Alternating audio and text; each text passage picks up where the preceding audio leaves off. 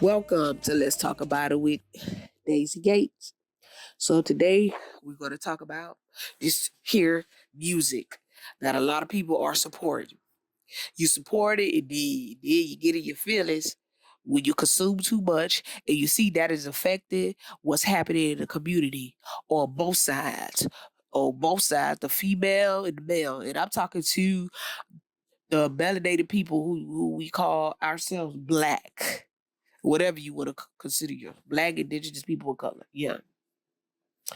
So let's get into it. For those of y'all on the outside listening, please be respectful.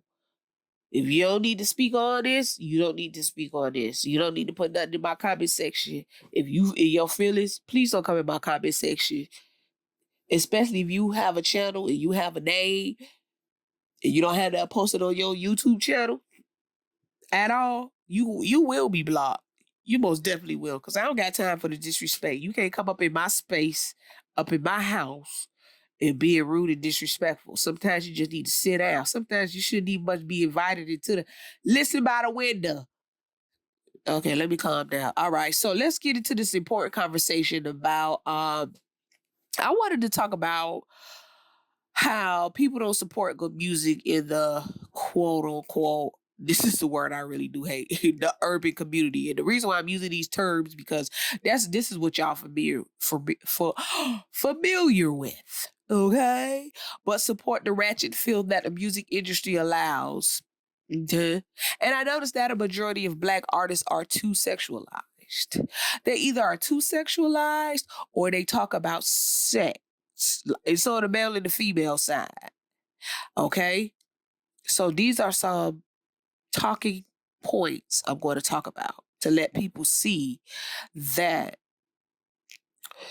when they complaining about the music industry, but don't support the others that's making music that's healing and not too sexualized. You feel me? Like, I'm just gonna compare it to some other artists that's not like us, but anyway, let me give y'all some artists before I get into this that y'all need to be tapping into. Of course, my girl, Edie Irie. Of course, my number one top favorite of all times. Lori Hill. You feel me? Lori Hill. Y'all got to get into the independent artists too. You have Ari the Gym. You got her. Who else we got? We got the Tidra Moses. My girl Kareem Belly Ray. Okay. You got artists like this. Y'all need to be listening to. You have artists like Amel LaRue. Okay. I don't care how, if they not making music still, tap into it. You got Lettucey, you got Vivian Green, you got Angie Stone. Go Well, I don't even know how you say it. My sister, R.I.P., she loves some Florida trees. It go up well, and some Jill Scott. You got Jasmine Sullivan. You, of course, my homegirl, Brandy. Not Brandy, Brandy. that's how we pronounce it. Sweet. Kindred the Family Soul. You got Fantasia, who's created Rock Soul. You got that Heather Hadley, okay? You got that Tamia. What's up?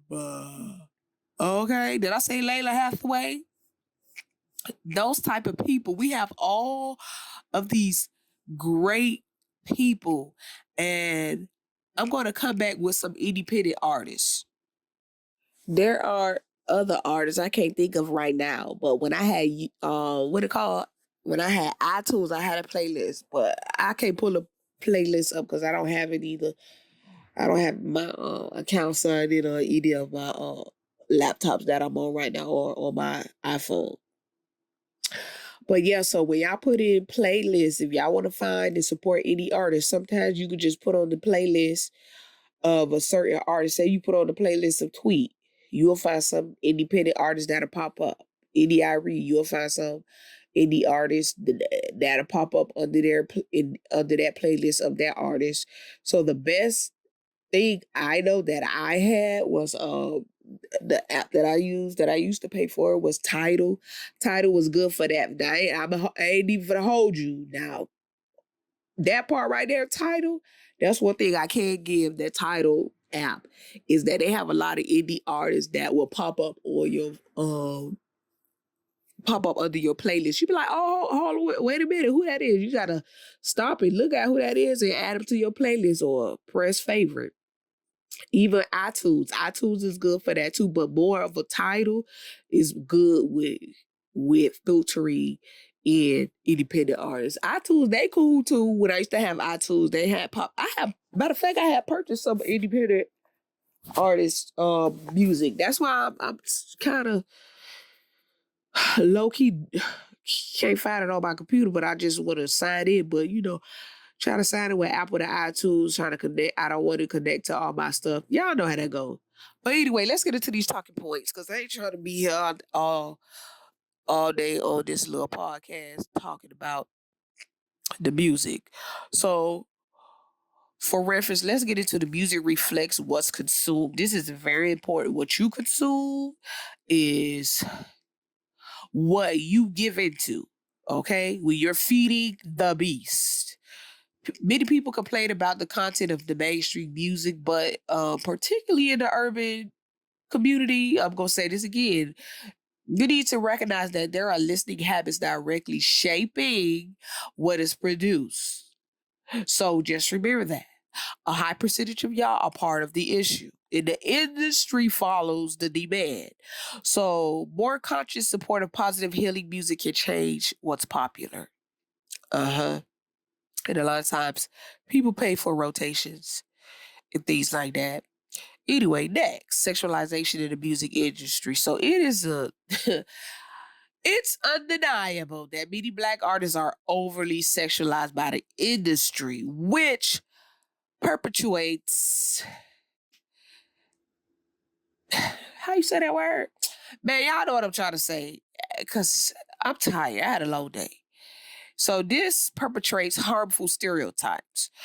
People need to challenge the entertainment industry and focus on these images and advocate for more balanced, diverse representation. And there's only a little bit of people that is doing this, and the people that are doing this are getting ate up.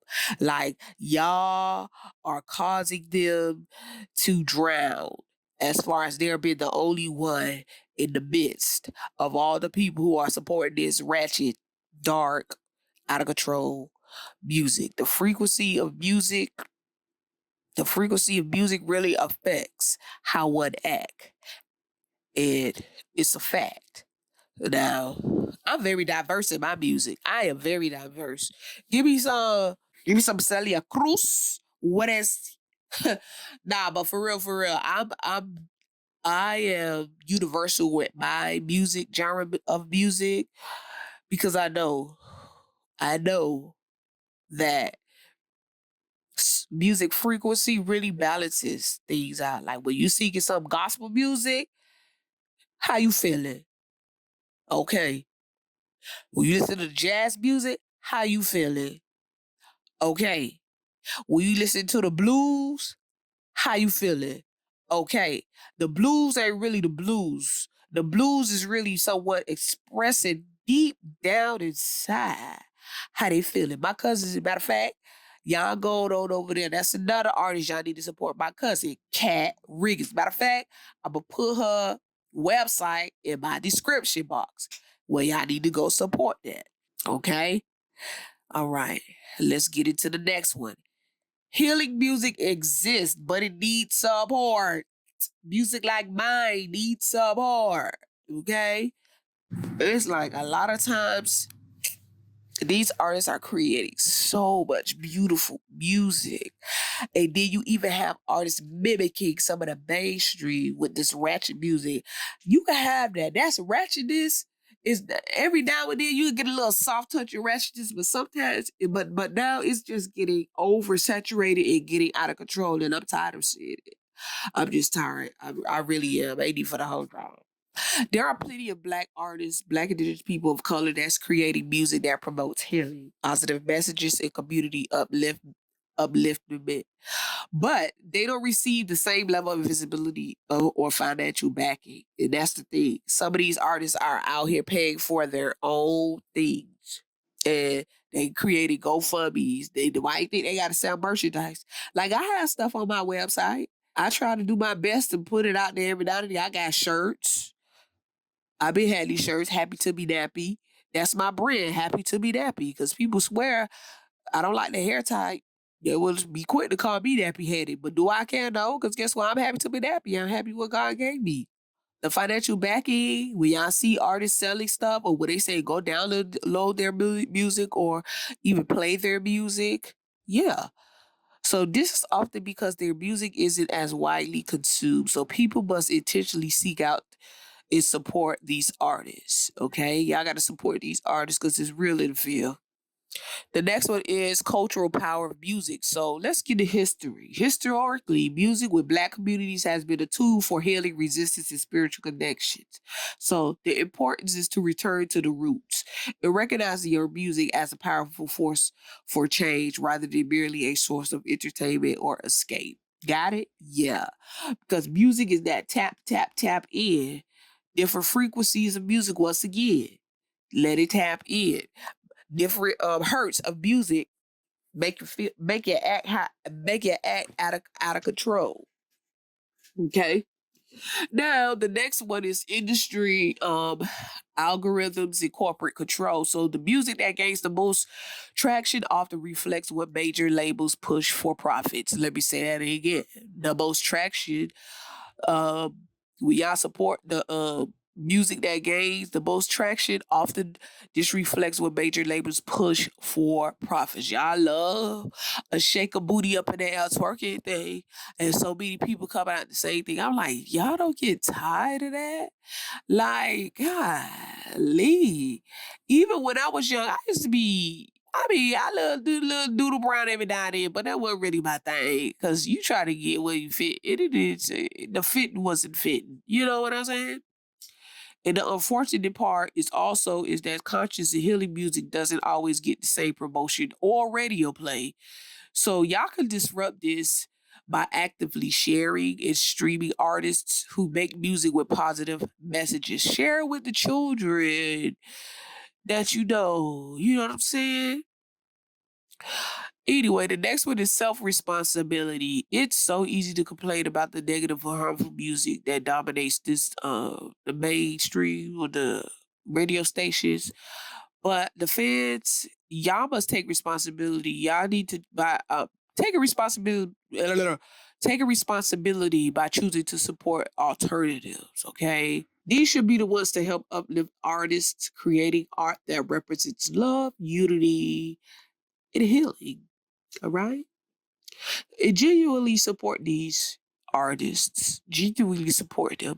Because a lot of times your ears are tuned to so much of the mainstream music that you can't untune it by listening to the music that gives you that tap into your conscious, that gives you that calmness, that gives you things like that. Representation matters. Supporting diverse forms of Black artistry. When I say diverse forms of Black artistry, y'all know there are so many artists that are out, the Black artists that are out there in different genres, and they've been creating this music. Like there are many different levels of. There are so many different levels of there are so many different levels of country music. Like you had the quartet sounding country music, then you got that.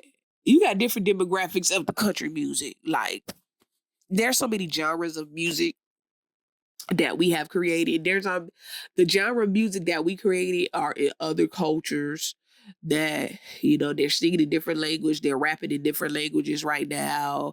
And I'm gonna keep it 100 with you. The K-pop, that K-pop is really R&B. When the children introduced that to me when I first moved here and I was somewhere for a short period of time at a nice little private school, and I was a dance teacher.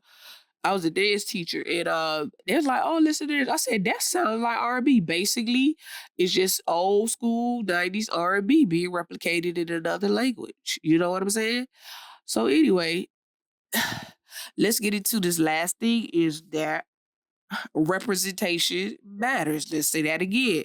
So supporting diverse forms of Black artistry, it helps to change the narrative of what is deemed acceptable or marketable. Encouraging representation of artists who create meaningful and healing content is key to broadening perspective. So these are some key points I wanted to give y'all about just the music industry. Okay. So support these artists that have this good music that I can play in the classroom, or that music teachers can play in the classroom, that have more representation of people that look like us. Okay. Because it's very disheartening. It really is, that a lot of stuff I cannot play in the classroom because it may sound good, but the message that is given, I cannot represent that in the public school classroom. Okay. All right. Thank you for listening to another episode of Let's Talk About It with Daisy Gates. You can like, dislike, share, subscribe, unsubscribe. And thank you for getting this far in listening. Have an amazing day or night, wherever you may be in the world. Bye.